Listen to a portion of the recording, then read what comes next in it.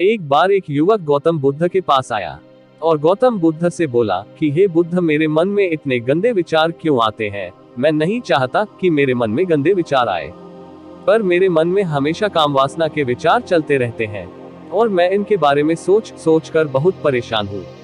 मेरी ऊर्जा और समय यह सब सोचने में ही नष्ट हो जाता है और इन सब विचारों की वजह से मैं कभी भी शांत नहीं रह पाता और मैं हमेशा ही स्त्रियों को देखकर मोहित हो जाता हूँ, अपने आप को रोक ही नहीं पाता। बुद्ध मुस्कुराए और उन्होंने उस युवक से पूछा, क्या तुम्हें पता है यह कामवासना होती क्या है? फिर लड़के ने उत्तर दिया और कहा, बुद्ध, मैं यह तो नहीं जानता कि कामवासना होती क्या है, पर ये जो भी है बहुत बुरी चीज है। फिर बुद्ध ने उस युवक से कहा कि सबसे पहले तो तुम यह समझो कि प्राकृतिक रूप से जो भी चीज हमारे अंदर है वह बुरी नहीं है। हमारे जीवन में उसकी कुछ ना कुछ जरूरत है। वासना कोई बुरी बात नहीं है, यह तो हमारे मन की एक भावना है जो हमें किसी ना किसी चीज की कमी का एहसास करवाती है और फिर हम उस चीज को पाने के लिए उस चीज की तरफ आकर्षित हो जाते हैं। जैसे अगर तुम्हारे पास धन की कमी है तो तुम में धन पाने की वासना उत्पन्न हो जाएगी। तो वासना कुछ और नहीं, बस एक प्रकार की कमी है जो कि एक प्रकार की जरूरत का एहसास है, और जब ये जरूरत शारीरिक हो तो हम इसे कामवासना का नाम देते हैं। युवक ने गौतम बुद्ध से कहा कि हे बुद्ध, मुझे कामवासना का मतलब तो समझ में आ गया, पर आप मुझे यह बताइए कि यह आती कहां से है और कैसे आती है। गौतम बुद्ध ने कहा कि कामवासना कहीं से आती नहीं है, यह तो हमारे अंदर ही होती है और इसका होना तो जरूरी भी है, तभी तो मानव जाति का विस्तार होगा। युवक ने कहा, जब यह हमारे अंदर ही है और जरूरी भी है तो फिर लोग इसे गलत क्यों बोलते हैं? बुद्ध ने कहा कि यही तो समस्या है, लोगों ने कामवासना को गलत तरीके से सोच लिया है, इसे छिपाने की, दबाने की कोशिश करते हैं। कामवासना गलत नहीं है, बल्कि कामवासना का गलत तरीके से प्रयोग करना गलत बात है। लोग जिससे प्रेम करते हैं बस उसी के लिए जीने लग जाते हैं, उसे पाना ही अपना लक्ष्य बना लेते हैं और उसी के बारे में हमेशा सोचते रहते हैं, पर यह सब गलत है। बुद्ध ने युवक से कहा, क्या तुम्हें पता है जानवरों में भी काम वासना होती है? युवक ने उत्तर दिया, हाँ बुद्ध, जानवरों में भी काम वासना होती है, क्योंकि जानवर भी तो आखिर अपनी पीढ़ी को आगे बढ़ाएंगे। बुद्ध ने कहा, तो फिर हम जानवरों की काम वासना को गलत क्यों नहीं कहते? युवक ने कहा, मुझे नहीं पता महात्मा, आप ही मुझे बताए। गौतम बुद्ध ने कहा कि जानवर अपनी काम वासना का प्रयोग आनंद प्राप्ति के लिए नहीं करते, वह तो सिर्फ संतान उत्पन्न करने के लिए काम वासना का उपयोग करते हैं। जानवरों को प्रकृति ने इतनी समझ नहीं दी कि वह काम वासना को अपने सुख का आधार बना सके, जबकि मनुष्य अपनी समझ के बलबूते पर प्रकृति में पाए जाने वाली प्रत्येक वस्तु को अपने सुख के लिए प्रयोग करता है। हम इंसानों ने ही काम वासना को अपने सुख का साधन बना लिया है, जबकि प्रकृति ने तो हमें अपने वंश को आगे बढ़ाने के लिए दिया था, लेकिन इंसानों ने इसे अपने जीवन का परम लक्ष्य बना रखा है और इस तरह से काम वासना में बेलगाम हो जाना गलत है। युवक ने मुझसे पूछा, महात्मा जी, ये काम वासना हम पर हावी क्यों होती है, क्यों यह बेलगाम हो जाती है? तब गौतम बुद्ध ने कहा कि सुनो, अब जो मैं तुम्हें बताऊंगा उसे तुम ध्यानपूर्वक सुनना। काम वासना का सारा खेल तुम्हें समझ आ जाएगा, तुम्हें तुम्हारे सारे सवालों का जवाब मिल जाएगा, बस तुम्हें ध्यान से सुनकर समझना है। फिर गौतम बुद्ध युवक को बताना शुरू करते हैं। एक बार की बात है, एक आश्रम में गुरु और उनके शिष्य रहा करते थे, जिससे रोजाना आश्रम के बाहर स्थित गांव में भिक्षा लेने के लिए जाते थे। उस आश्रम का एक शिष्य जिस गांव में भिक्षा लेने जाता था, उस रास्ते में एक नदी पड़ती थी। वह रोज उसी रास्ते से भिक्षा लेने जाता था। एक दिन उस शिष्य ने देखा कि एक लड़का पेड़ के पीछे छिपा है। वह उस लड़के के पास गया और उससे जाकर बोला, भाई, तुम इस पेड़ के पीछे छिपकर क्या देख रहे हो? लड़के ने कहा, अरे तुम्हें नहीं दिख रहा क्या कि मैं क्या देख रहा हूँ? तब शिष्य ने नदी की तरफ देखा तो वहां पर कुछ लड़कियां पानी भर रही थी। वो लड़कियां 14 या 15 साल की होंगी। तब शिष्य ने उस लड़के से कहा, अरे भाई, वहां पर तो लड़कियां पानी भर रही है, इसमें छिपकर देखने वाली क्या बात है? तब वो लड़का शिष्य की तरफ देखकर उससे कहता है, अरे पागल, तुम्हें दिखाई नहीं दे रहा क्या कि कैसे यह परियां नदी से पानी निकाल रही है? जरा उनकी अदाओं को तो देखो, उनके कोमल शरीर को देखो, उनकी पतली कमर मटके को उठाते समय कैसे बल खाती है और उनके बाल उनकी कमर पर कैसे लहरा रहे हैं, मानो सुंदरता बिखरी पड़ी हो। शिष्य ने फिर नदी की तरफ देखा और इस बार वह इसे देखता ही चला गया। अभी तक तो उसे कुछ भी नजर नहीं आ रहा था और वह बिल्कुल निर्भय था। उसे किसी भी बात का कोई डर नहीं था। लेकिन अब वो भी छिपने लगा और उन लड़कियों को देखने लगा जैसे उसने कोई अपराध कर दिया हो।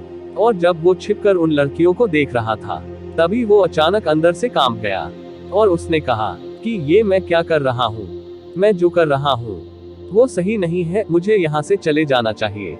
और फिर वह जल्दी से वहाँ से चला गया। वो आश्रम पहुँच जाता है। आश्रम जाकर वो अपने कार्यों में लग गया। लेकिन जो अभी वह देखकर आया था, वही उसकी आंखों के सामने बार बार आ रहा था। उसके मन में वही दृश्य चल रहा था। उसके मन में वही सब कुछ देखने के लिए लड़ाई हो रहा था। उसका किसी भी काम में मन नहीं लग रहा था। सुबह होते ही वह रोज जल्दी ही भिक्षा के लिए आश्रम से निकल जाता और उस नदी के पास वाले पेड़ के पास जाता, जहाँ पर वह लड़का पहले से मौजूद रहता था। उसके साथ मिलकर लड़कियों को छुप छुप कर देखता था। अब वह शिष्य रोज ऐसा करने लग गया। यह उसका रोज का काम हो गया। अब उस शिष्य का मन किसी भी काम में नहीं लगता था। वो हमेशा ही किसी ना किसी प्रकार के विचार में उलझा रहता। वो आश्रम के कार्यों को भी ठीक ढंग से नहीं कर रहा था। ना वो ठीक से सो पाता था, ना वो ठीक से खाना खा पाता था। उसका मन बेचैन सा रहता था। उसका मन बार बार उन लड़कियों के सौंदर्य को देखने के लिए लालायित रहता था। जब गुरु शिक्षा देते, तब भी उस शिष्य का मन कहीं और विचारों में खोया रहता था। गुरु ने अपने शिष्य की इन हरकतों को भांप लिया था।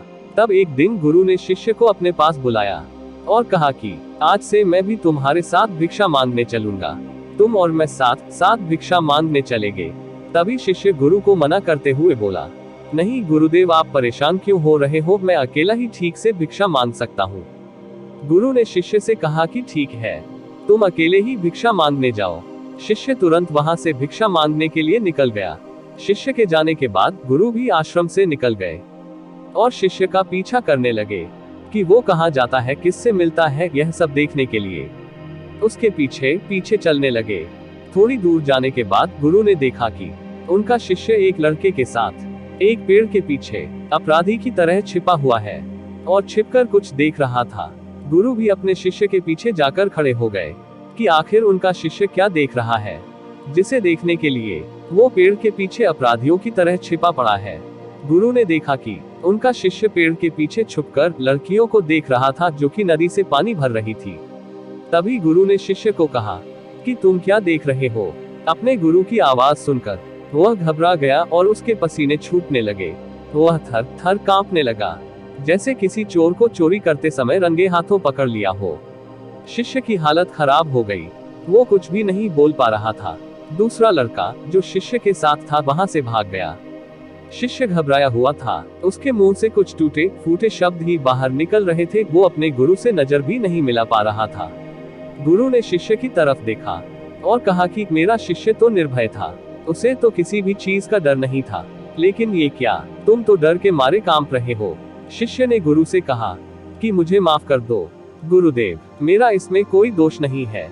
उस लड़के ने मुझे बहका दिया था, लेकिन आपसे मैं वादा करता हूँ कि आज के बाद मैं ऐसा कभी दोबारा नहीं करूँगा। मुझे माफ कर दो गुरुदेव। गुरु ने शिष्य से कहा कि कोई बात नहीं, पर इस बात का तुम ध्यान रखना कि हम जैसी संगति करते हैं वैसा ही फल हमें प्राप्त होता है। हम जैसी संगति करते हैं उसके विचार हमारे अंदर प्रवेश करते हैं। इसीलिए अच्छी संगति करो जिससे तुम्हारे अंदर अच्छे विचारों का प्रवेश हो। फिर गुरु और शिष्य आश्रम लौट आए और फिर से शिष्य आश्रम के कार्यों पर ध्यान देने लगा। उसने उस रास्ते को छोड़ दिया और दूसरे रास्ते से जाने लगा। वो अपने काम को ध्यान से करता, लेकिन धीरे धीरे उसके अंदर क्रोध उत्पन्न हो गया और फिर वो दूसरे शिष्यों पर क्रोध करने लगा और बेचैन रहने लग गया। अब वो सही समय पर भोजन भी नहीं करता था। वो भोजन भी बहुत कम खाता था। एक रात गुरु शिष्य के पास आए और उससे बोले कि अब तक तुमने कितनी बार अपना वादा तोड़ दिया। यह सुनकर शिष्य अपने गुरु के चरणों में गिर गया और रोने लगा। रोते रोते ही उसने गुरु से कहा, गुरुदेव, मैं कई बार अपना वादा तोड़ चुका हूँ, फिर वादा कर लेता हूँ, लेकिन हर बार मैं वादा तोड़ देता हूँ।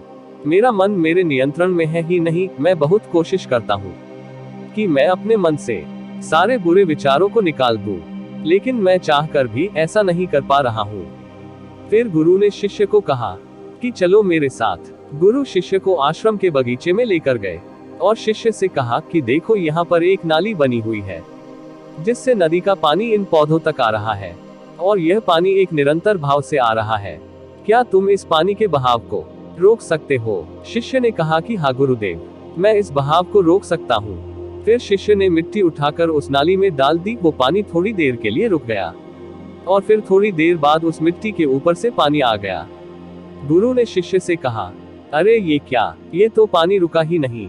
फिर शिष्य ने कुछ कंकर पत्थर उठाकर उस नाली में डाल दिए और फिर थोड़ी देर के लिए पानी रुक गया, लेकिन फिर थोड़ी देर बाद ही उन कंकड़ पत्थर के ऊपर से पानी निकल आया। फिर गुरु ने कहा कि शिष्य यह क्या हुआ, पानी तो फिर से आ गया। तुम तो बोल रहे थे कि तुम इसे रोक दोगे। क्या हम किसी काम को रोकना चाहे तो क्या हम उसे रोक नहीं सकते? तब शिष्य ने कहा, कोई बात नहीं गुरुदेव, मैं इस पानी को तो आपको रोक के दिखाऊंगा। फिर वह शिष्य एक बड़ा सा पत्थर लेकर आया और उसे नाली पर डाल दिया और पानी रुक गया। तब गुरु से कहा कि देखा गुरुदेव, मैंने कहा था ना कि पानी को मैं रोक दूंगा। मैंने पानी को रोक दिखाया, आपकी बात मैंने पूरी कर दी। गुरु मुस्कुराए और बोले, अच्छा जरा ध्यान से देखो, पानी रुक गया क्या? वो तो पीछे की नाली तोड़कर बाहर आ गया और अगल बगल से बह रहा है। और ध्यान से देखो, इस पत्थर के आगे भी आ गया और ये पानी अपना रास्ता बदलकर फिर से आगे की तरफ बह जाएगा। और फिर थोड़ी देर बाद ऐसा ही हुआ। फिर गुरु ने शिष्य को समझाया कि तुम्हारे साथ भी तो ऐसा ही चल रहा है। तुम बार बार प्रयास कर रहे हो, बड़े से बड़ा प्रयास कर रहे हो, पर हर बार तुम्हारा प्रयास टूट रहा है और यह हमेशा टूटता ही रहेगा। तुम कितना भी बड़ा पत्थर रख लो, लेकिन पानी तो अपना रास्ता बना ही लेगा। यह सब देखकर शिष्य ने गुरु से कहा कि हे गुरुदेव, क्या कोई तरीका नहीं है जिससे मैं गंदे विचारों से बाहर निकल सकूं और यह मेरे मन में आए ही नहीं। गुरु शिष्य को एक नदी के पास ले गए जहां से उस बगीचे में पानी जा रहा था। गुरु ने शिष्य से कहा, वो पानी इसी नदी से जा रहा है। अगर हम यहीं से उस रास्ते को बंद कर दें जहां से पानी बगीचे में जा रहा है, तब क्या हम पानी को रोक नहीं सकते? शिष्य ने कहा कि हाँ गुरुदेव, अवश्य ऐसा हो सकता है। मैं इस पानी को यहीं से बंद कर देता हूँ, तब आगे की नाली में पानी जाएगा ही नहीं और फिर बगीचे में पानी जाएगा ही नहीं। शिष्य ने नदी से जाने वाले रास्ते को बहुत मेहनत करके पत्थर और मिट्टी डालकर बंद कर दिया और गुरु से कहा कि गुरुदेव, मैंने पानी को बंद कर दिया है, अब यह पानी बगीचे में जाएगा ही नहीं। तब गुरु ने शिष्य से कहा, अगर पानी बगीचे में नहीं जाएगा तो पेड़ पौधों को पानी कहाँ से मिलेगा? उन पेड़ पौधों को तो पानी की आवश्यकता है और उन पेड़ पौधों में कुछ पेड़ पौधे तो ऐसे हैं जिनको रोज पानी की आवश्यकता है। वह तो मुरझाकर मर ही जाएंगे, उनका क्या होगा? पानी तो हमें खोलना ही होगा। शिष्य ने गुरु की बात सुनकर वापस नदी से जाने वाले पानी का रास्ता खोल दिया। तब गुरु ने शिष्य से पूछा, शिष्य, अगर हम इस नदी के पूरे पानी को बगीचे की तरफ मोड़ दे तो क्या होगा? तब शिष्य ने जवाब दिया कि गुरुदेव, वहां पर जितने भी पेड़ पौधे हैं वो गलकर नष्ट हो जाएंगे, वहां पर कुछ नहीं बचेगा। फिर गुरु मुस्कुराए और बोले, तुम इस बात को समझो कि हमें किसी भी चीज को रोकना नहीं है, बस हमें हमेशा संतुलन बनाए रखना है। कम पानी से भी पौधे नष्ट होते हैं और ज्यादा पानी से भी पौधे नष्ट होते हैं। हमारा जीवन संतुलन से ही चलता है। गुरु ने शिष्य से कहा कि अगर मैं तुम्हें कुछ कहूँ कि तुम आम के बारे में मत सोचो, तो तुम्हारे मन में सबसे पहले किसका चित्र आएगा? शिष्य ने कहा कि गुरुदेव, मेरे मन में तो पहला चित्र आम का ही आएगा। गुरु ने कहा कि जब हम गंदे विचारों को जबरदस्ती रोकने का प्रयास करते हैं तो वह और मजबूती के साथ हमारे अंदर प्रवेश करते हैं और हमारे अंदर उठते हैं। इसीलिए हमें उन्हें कभी भी दबाने की कोशिश नहीं करनी चाहिए। फिर गुरु ने शिष्य को समझाते हुए कहा कि हमारे गंदे विचार बुरे लोगों की संगति करने की वजह से भी आते हैं। कई बार क्या होता है कि कामुकता हमारे अंदर होती नहीं है, लेकिन कुछ अश्लील लोगों के साथ रहने की वजह से ये हमारे अंदर हावी हो जाती है। फिर शिष्य ने कहा कि गुरुदेव, आप सही कह रहे हैं, मैं अपने मार्ग से भटक गया था। फिर वो शिष्य उस रात बहुत ही चैन की नींद सोया। सुबह अपने कार्यों को पूरे मन से किया और फिर सुबह वो भिक्षा लेने के लिए उसी रास्ते से गया जहां वह लड़का आज भी पेड़ के पीछे छुपकर उन लड़कियों को देख रहा था। वो शिष्य नदी पर गया जहां वह लड़कियां पानी भर रही थी। उसने उन लड़कियों से पानी मांगा। उन लड़कियों में से एक लड़की ने उसे पानी पिलाया और उस सन्यासी शिष्य के चरण छुए। शिष्य ने उसे आशीर्वाद दिया कि तुम्हारा कल्याण हो। शिष्य का मन सकारात्मक ऊर्जा से भर गया। उसके चेहरे पर मुस्कान आ गई थी, जैसे कि उसे कुछ खोया हुआ वापस मिल गया हो। वह वापस अपने रास्ते से जाने लगा। तभी पीछे से वह लड़का आ गया, जो पेड़ के पीछे छुपा हुआ था। वह शिष्य के पास आया और बोला कि क्या बात है, आज तो तुमने नजदीक से दर्शन कर लिए, तुम तो मुझसे भी आगे निकल गए। तब शिष्य ने कहा कि हम हमेशा दूसरों के दर्शन करने में ही व्यस्त रहते हैं, अपने दर्शन कर ही नहीं पाते। तुम कब तक इस पेड़ के पीछे छुपते रहोगे? किसी को पसंद कर लो, उससे बोल दो, अगर वो भी तुम्हें पसंद करती है तो शादी कर लो, और उससे पहले तुम कुछ बन जाओ, अपने आप को पहचान लो। ऐसे अपना समय बर्बाद मत करो। फिर वह लड़का रोज उससे मिलने लगा और उस लड़के ने नदी पर जाना छोड़ दिया। और फिर वो लड़का अपने जीवन में कुछ बनने के लिए संघर्ष करने लगा। तो तुमने देखा संगति का असर क्या होता है। अपनी संगति बदलो, अपने विचार बदलो। बुद्ध ने युवक से पूछा कि क्या तुम्हें तुम्हारे सारे सवालों का जवाब मिल गया? तब युवक ने कहा कि हाँ महात्मा जी, आपका बहुत बहुत धन्यवाद। तब गौतम बुद्ध ने युवक से कहा कि जब तुम्हारे मन में गंदे विचार आए, तब आप अपने आप को दोषी मत मानो। यह शरीर है और यह सब इसने हजारों वर्षों से सीखा है। एक केवल तुम्हारे सोच लेने से, शपथ लेने से ये टूटने वाला नहीं है। लेकिन तुम्हारे पास वो शक्ति है, वो ऊर्जा है जिसका तुम्हें संतुलन बनाकर उपयोग करना है। तुम एक जीवित ऊर्जा हो, जो कुछ भी अनुभव करने के लिए स्वतंत्र है, जो निर्माण करने के लिए स्वतंत्र है। इसीलिए तुम अपने आप को पहचानो। यह बोलकर गौतम बुद्ध मौन हो गए और वो युवक वहां से चला गया। आज का कहानी यही खत्म होता है। आप लोग हमें जल्दी से फॉलो कर लीजिए ऐसे ही अनमोल और मजेदार कहानी सुनने के लिए। धन्यवाद।